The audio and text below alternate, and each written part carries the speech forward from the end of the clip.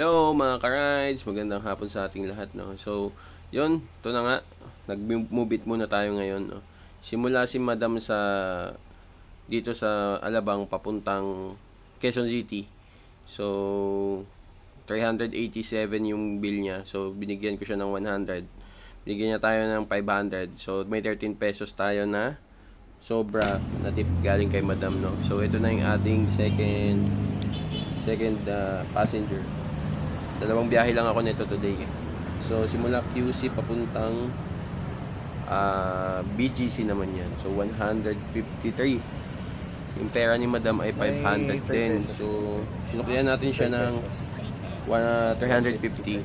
So, kulang siya ng 3 piso. At wala din siyang barya, wala din akong barya. So, okay na yun sabi ko sa kanya. Kasi may tip naman doon sa unang client kanina na 13 pesos. So, parang nabawi lang. May 10 pesos pa din na tip.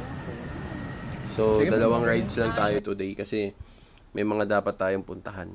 At ito na nga, ang isa nating dapat puntahan ay ang RKP Makati.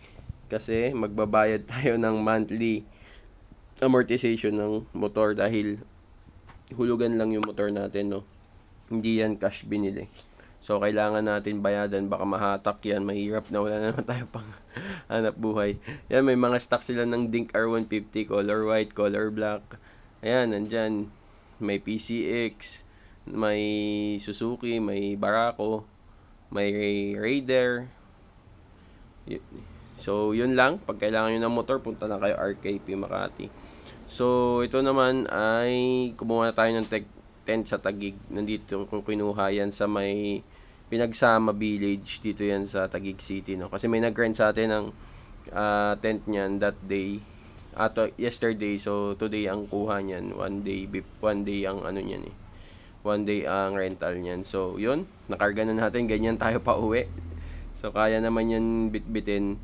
Kaya, let's go. Umuwi na tayo at para may deliver natin yan at maano na sa bahay. So, nandito na tayo. Kaya hanggang dito na lang. See you soon. Salamat, mga